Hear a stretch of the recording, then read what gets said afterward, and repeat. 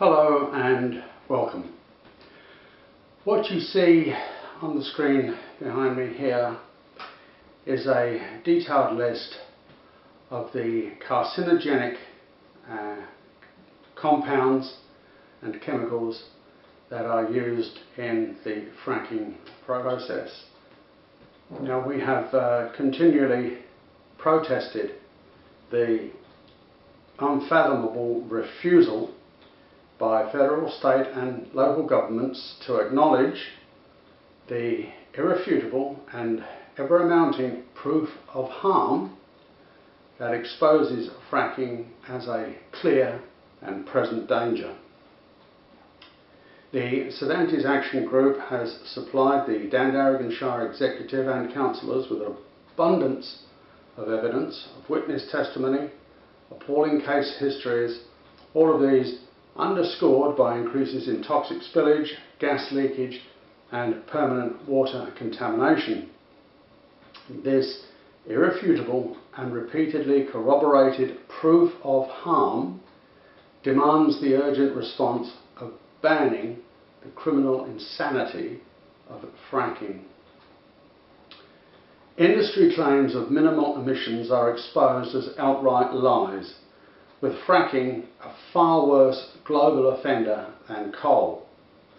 The recently completed Cervantes WA Lock the Gate Alliance Action Group survey returned a compelling 90% vehemently opposed to fracking operations, while an equally compelling rejection is happening in Jurien Bay. All central WA communities, along with the wider national community, have declared emphatic opposition to fracking. Accordingly, government agencies and mining companies are resolutely denied the essential social licence needed to commence exploration or the environmentally rapacious mining operations, and this extends nationwide.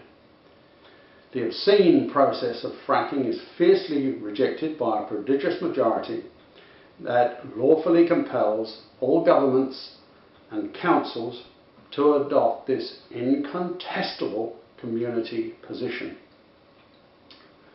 Further to this, all resources are the property of the people and not a socio-psychopathic private corporation masquerading as government.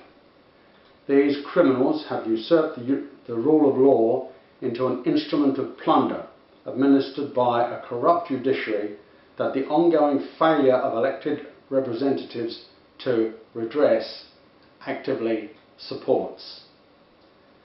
I herein advise that this is totally unacceptable and will be brought before the international tribunals for national justice.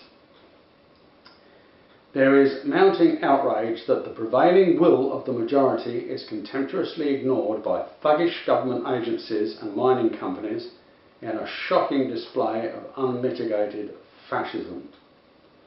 Representatives and government are elected to office to solely represent and serve the community.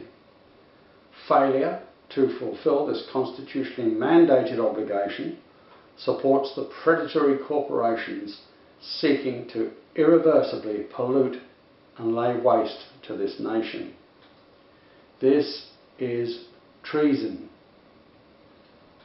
Councils are purposely not told of the lethal high point gas cleaning vents deriving from the toxic waste scrubbing process, wherein immeasurable quantities of dangerous gases including methane and carcinogenic volatile organic compounds are unceasingly dumped into the air from underground pipelines. Methane is 100 times worse a greenhouse pollutant than is CO2. This highly toxic and unquestionably illegal pollution continues uninterrupted, uninvestigated, 24/7, year in, year out. Such blatant eco-terrorism presents a national security threat and demands immediate action. We invited the Dandarigin Shire CEO for a recorded interview on this channel so as to allow all sides of the debate an equal say, but regrettably the offer has been declined. While I'm not surprised at the rejection, I am disappointed, since the refusal can only indicate something to hide, as with the refusal to provide public record details of meetings with government agencies, contractors and industry representatives over the past 5 years.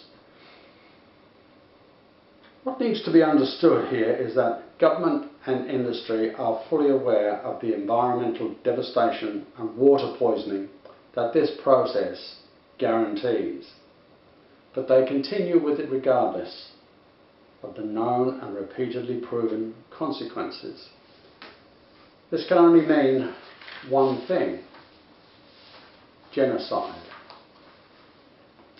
Accordingly, I alert all government agencies and contractors that you are actively colluding in not only this verifiable eco-terrorism, but also in the act of attempted genocide. What other reason can there be to permanently poison the land, the air and the water? If you've not been stranded on a desert island or living in a cave for the past few years, you should have been able to work out that we are in the midst of spiritual warfare. Its protagonists are skilled, have abundant resources, and they work tirelessly towards their evil goal.